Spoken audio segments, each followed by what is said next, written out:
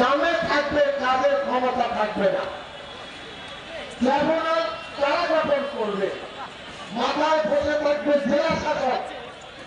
হিন্দু ভাইদের, আমি তাদের সঙ্গে ঝগড়া আমাদের নেই, কিন্তু জিজ্ঞাসা করি মসজিদের ইমাম কে হবে, মোতাওয়াল্লি কে হবে? এটা কি হিন্দু ভাইরা ঠিক করতে পারবে? তাদের কি যোগ্যতা আছে? কোন এক মন্দিরের পুরোহিত কে হবে, সিদ্দিকুল্লাহ চৌধুরীকে ঠিক করতে পারবে? পারবে না। জোর করে চাপিয়ে দিতে যাচ্ছে। আমি অনুরোধ জানাবো আজকে সমাবেশের মাধ্যমে, मैं गुजारिश करना चाहता हूं तमाम अपोजिशन पॉलिटिकल पार्टी को, आप अपनी ताकत से वक्त बिल को विरोध कीजिए, विरोध कीजिए। ये मुसलमानों के फर्जन है। हम किसी जात पर नहीं, अल्लाह पर भरोसा है। और हिंदुस्तान सेकुलर मुल्क है। कॉन्स्टिट्यूशन में हमको आजादी दी गई, हम चलेंगे, जमीन खरीदेंगे और इदारा कायम करेंगे। आप कौन होते हैं साहब?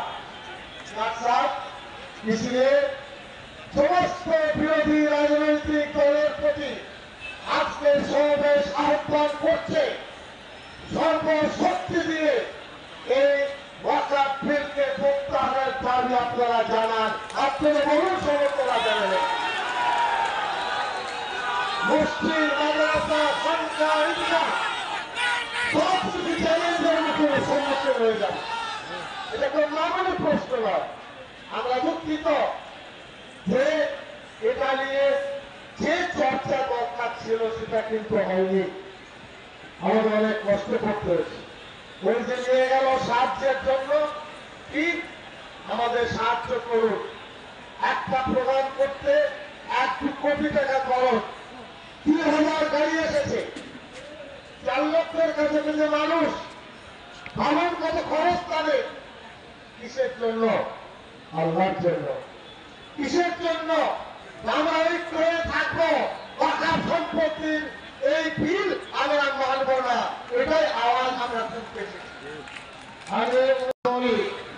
এই দুটোর পরে সব থেকে বেশি ওয়াকফ সম্পত্তি আছে। এই কারণে এই সম্পত্তি সরকার হস্তক্ষেপ করতে চাইছে। ওরা মিথ্যা কথা বলছে।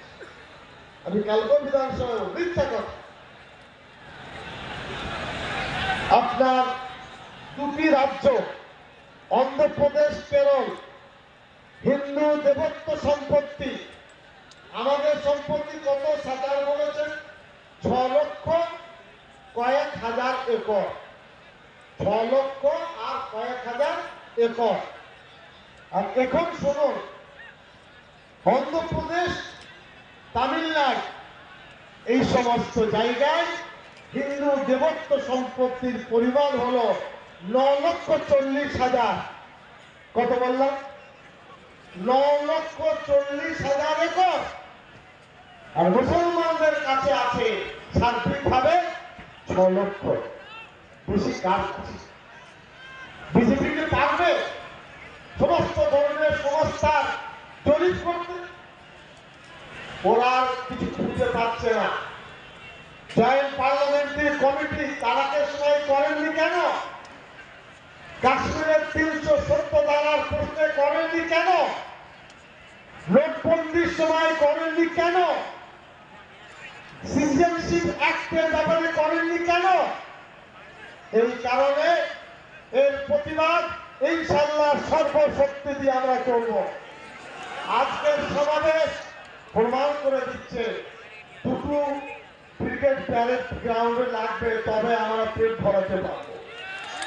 আমাদের আওয়াজ, আমাদের ঘর আগে ঠিক করবো। কোন বিরোধ নেই। যারা বিরোধ তৈরি করতে চাইছে তারাই সর্বনাশ করছে। কোন সংগঠন যারাই কাজ করছে, আমরা সকলকে বলবো লক্ষ্যমাত্রা ঠিক করে কাজ করুন এবং এতে কাজ আমাদের অনেক এগিয়ে যাবে। আমার কাছে এই ওয়াকফ অ্যাক্টের 15টি ধারা কি কি তারা চ্যালেঞ্জ করেছে এগুলো রয়েছে। আল্লাহ রাব্বুল করবে। जमीयत उलमा हिंद विभ्रांत करे ना, हम लोग और आपकी मदद हमको चाहिए। বুঝতে পারলেন না এই ওয়াক্ফের ব্যাপারে রেজুলেশন কমিটির সবাইকে দিয়েছি। আপনারা জেনেই